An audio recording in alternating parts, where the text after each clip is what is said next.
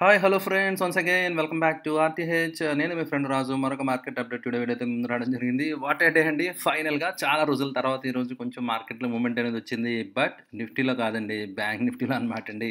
But Nifty మాత్రం just very, very, very narrow range price action అనమాట అండి. చాలా, చాలా very narrow range price action అనేది ఇది 5 మినిట్స్ టైమ్ ఫ్రేమ్ చార్ట్ అనమాట అండి. 15 మినిట్స్ టైమ్ ఫ్రేమ్ చార్ట్ మీరు చూస్తే మీకు అర్థమవుతుంది ఫ్రెండ్స్. మీరు చూడొచ్చనమాట. ఏదైతే ఫస్ట్ 15 మినిట్ క్యాండిల్ రేంజ్ ఉందో ఇంచుమించు అదే రేంజ్‌లో ఉండడం జరిగింది. చాలా ఫ్లాట్‌గా నిఫ్టీ ట్రేడ్ అవ్వడం జరిగింది. అండ్ క్లోజింగ్ పాయింట్ మీద జస్ట్ 1 పాయింట్ అండి. రైట్? అంటే ఎక్కడ ఓపెన్ అయిందో అక్కడే క్లోజ్ అయిందనమాట అండి.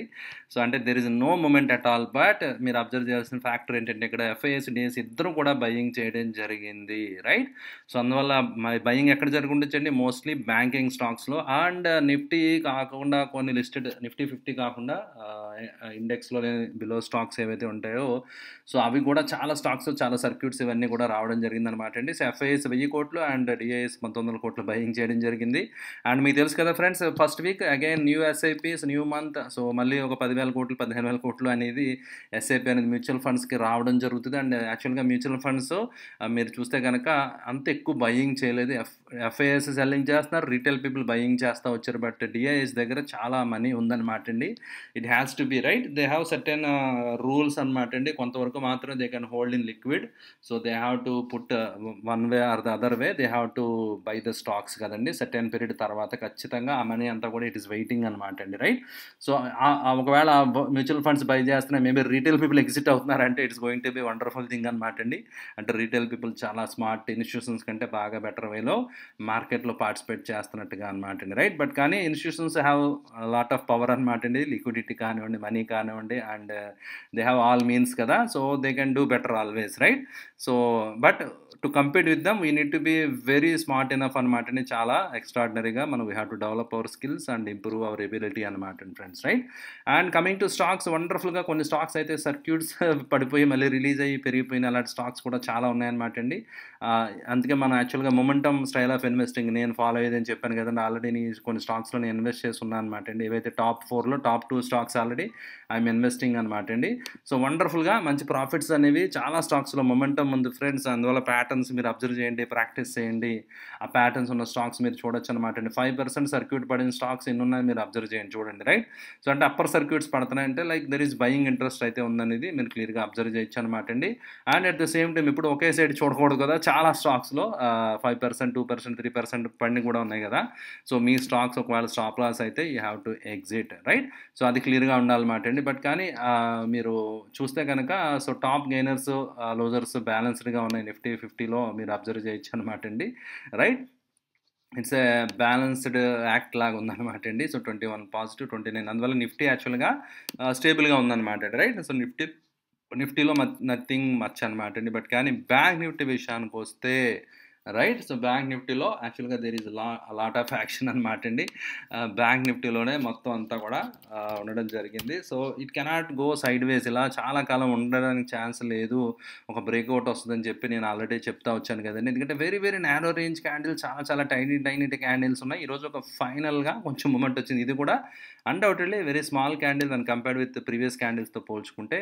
బట్ కానీ the move has come towards end అనమాట. 2:33 PM తర్వాత డెఫినెట్‌గా ఇన్స్టిట్యూషన్స్ యొక్క పార్టిసిపేషన్ ఇందులో ఖచ్చితంగా దేర్ ఇస్ నో క్వెషన్ అనమాట అండి. వండర్ఫుల్‌గా యాక్చువల్‌గా మార్నింగ్ ఆఫ్ నేను చూస్తున్నప్పుడు బ్యాంకింగ్ స్టాక్స్, బ్యాంక్ నిఫ్టీలో ఇండెక్స్‌లో ఏవైతే ఉంటాయో అవన్నీ కూడా యాక్చువల్ నెగెటివ్‌గా ఉన్నాయన్నమాట అండి. బట్ కానీ సినారియో సడన్‌గా చేంజ్ అయిందనమాట అండి.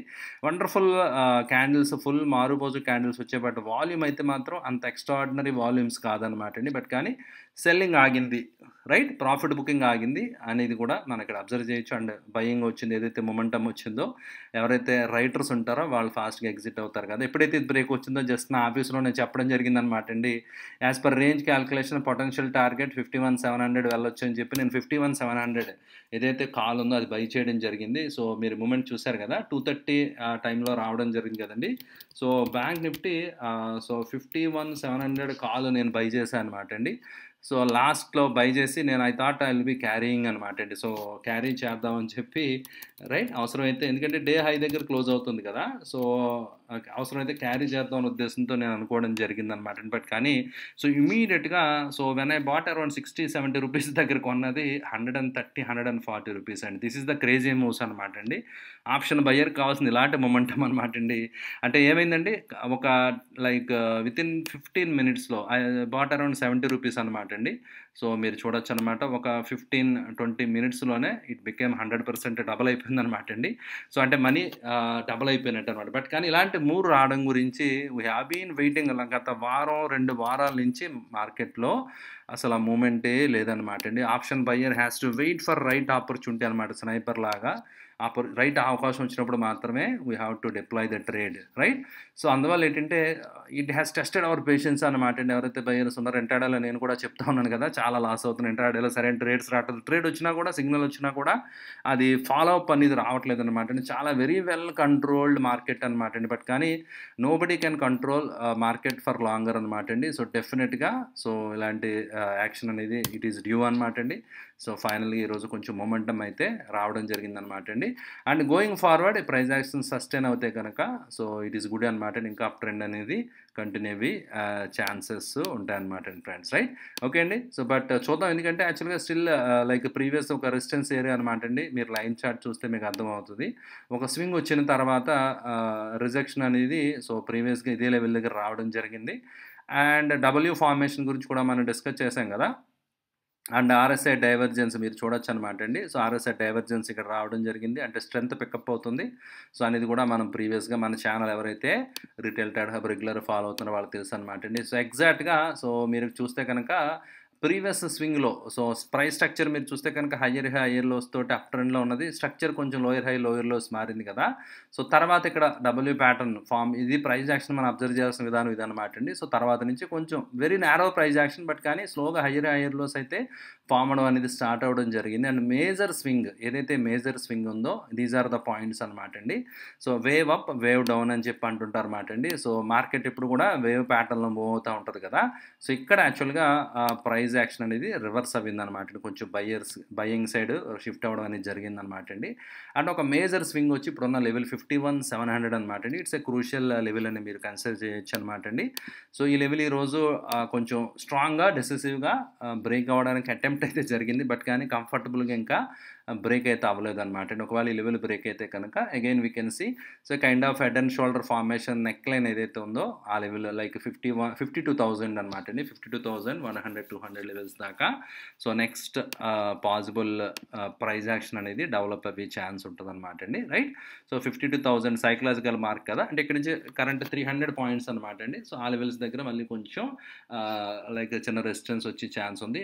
ఇఫ్ ఇట్ మేనేజెస్ బయింగ్ అనేది ఇంట్రెస్ట్ కంటిన్యూ అవుతాయి కనుక అల్టిమేట్గా లైఫ్ టైం హై ఏదైతే ఉందో ఇప్పటిదాకా వచ్చి 53,357 అనమాట అండి. ఆ లెవెల్స్కి వెళ్ళి స్కోప్ ఉంటుంది గోయింగ్ ఫార్వర్డ్ రైట్. సో అలా కాదు ఇన్ని రివర్సల్ మళ్ళీ సెల్లింగ్ వచ్చిందంటే యూ కెన్ సీ అనమాట అండి. సో ఈ లెవెల్ యాక్టెడ్ యాజ్ రెసిస్టెన్స్ అనమాట అండి క్లియర్ కట్గా. సో ఇంపార్టెంట్ జంక్షన్ దగ్గర ఉంది బ్యాంక్ నిఫ్టీ. సో 51,700, 800 లెవెల్స్ అని బ్రేక్ అవ్వి సస్టైన్ అవుతేనే అది పాసిబుల్ అవుతుంది అనమాట ఫ్రెండ్స్ రైట్. వీల్ సీ ఏం జరుగుతుందో చూద్దాం. అండ్ బికాజ్ చాలా ఫ్యాక్టర్స్ ఇన్ఫ్లుయెన్స్ చేస్తాయి కదండి. It all depends on like global markets ఇవన్నీ కూడా ఎలా ఉన్నాయా అనేది, ఈరోజు నైట్ యూఎస్ మార్కెట్స్ ఎలా ట్రేడ్ అవుతాయి ఏంటి, ఇట్ ఆల్ డిపెండ్స్ అనమాట అండి రైట్. అండ్ విక్స్ అనేది కొంచెం పెరగడం జరిగిందనమాట అండి. సో ఎందుకంటే అక్కడ యూఎస్ ఫెడ్ ఈవెంట్ ఉంది కదా. ఎప్పుడైనా ఈవెంట్ ఉన్నప్పుడు ఏదైనా అన్సర్టెంటీ ఉన్నప్పుడు జనరల్గా మార్కెట్లో కొంచెం ప్రీమియమ్స్ పెరుగుతాయి కదా. So already it started shooting up అనమాట అండి. సో ఇవన్నీ కూడా రైట్.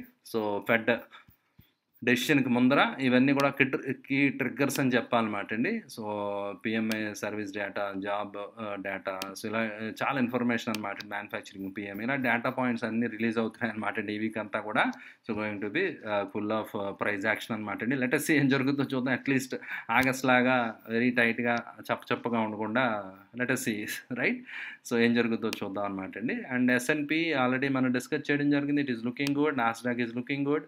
అండ్ రైట్ కొత్త హైస్కి వెళ్ళడానికి ఇట్ ఈస్ ట్రయింగ్ అనమాట అండి right. Dow Jones also already new lifetime highs దగ్గర ట్రేడ్ అవుతుంది అని చెప్పి ఆల్రెడీ మనం చూడడం జరిగింది కదా right.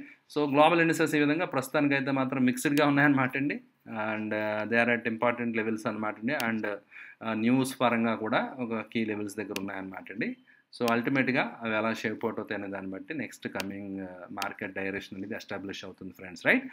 And coming to sector analysis మీరు చూస్తే కనుక మోస్ట్ ఆఫ్ ద సెక్టర్స్ అన్నీ కూడా స్లైట్ గ్రీన్‌లో ఉన్నాయి.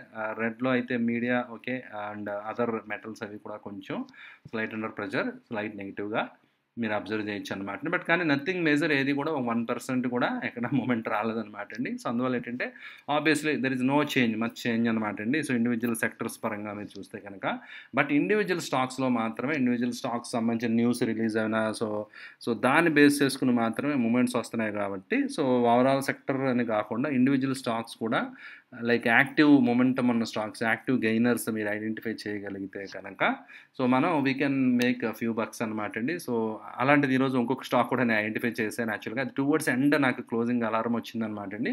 మోస్ట్లీ రేపు నేను పొజిషన్ తీసుకుంటాను అనమాట అండి. కొన్ని ఇండివిజువల్ స్టాక్స్లో మొమెంటమ్ చాలా బాగుంది, మంచి మంచి ప్యాటర్న్స్ అవి ఫామ్ అవుతున్నాయి. సో మీరు స్టడీ చేయండి ఫ్రెండ్స్. అండ్ నేను ఏదైతే వెబ్సైట్ చూపిస్తానో కొన్ని వెబ్సైట్స్ అవి మీరు హెల్ప్ తీసుకోవచ్చు, లేదంటే ఎన్ఎస్సిలో కూడా ఉంటుంది అనమాట అండి. సో డిఫరెంట్ వెబ్సైట్స్ ఉన్నాయి కదా, అందులో వెళ్ళి most active and volume shockers ఇలాంటి కొంచెం ఎక్కువ యావరేజ్ వాల్యూమ్ ఎక్కువ వచ్చినాయి and average delivery percentage improve అయిన స్టాక్స్ ఇవన్నీ కూడా కొంచెం మనకి సిగ్నిఫికెంట్ పొటెన్షియల్ క్యాండిడేట్స్ అనమాట అండి. ఆ స్టాక్స్లో మనం బై చేస్తే కనుక మనం టార్గెట్స్ రీచ్ అవి సక్సెస్ అవ్వే రేటు ఆటోమేటిక్గా ఇంప్రూవ్ అవుతుంది ఫ్రెండ్స్, రైట్? ఇది ఫ్రెండ్స్ ఈరోజు మార్కెట్ అప్డేట్. అయ్యో వీడియో మీకు నచ్చిన ఫ్రెండ్స్, వీడియో నచ్చితే లైక్ చేయడం మర్చిపోతుంది ఫ్రెండ్స్. ఇంకా ఎవరైనా సబ్స్క్రైబ్ చేయకపోతే please do subscribe to our channel. And మీ రిలేటివ్స్కి ఫ్రెండ్స్ అందరికీ తప్పకుండా మన retail trader hub YouTube channel గురించి తెలియజేయండి. Thank you for watching the video. Bye.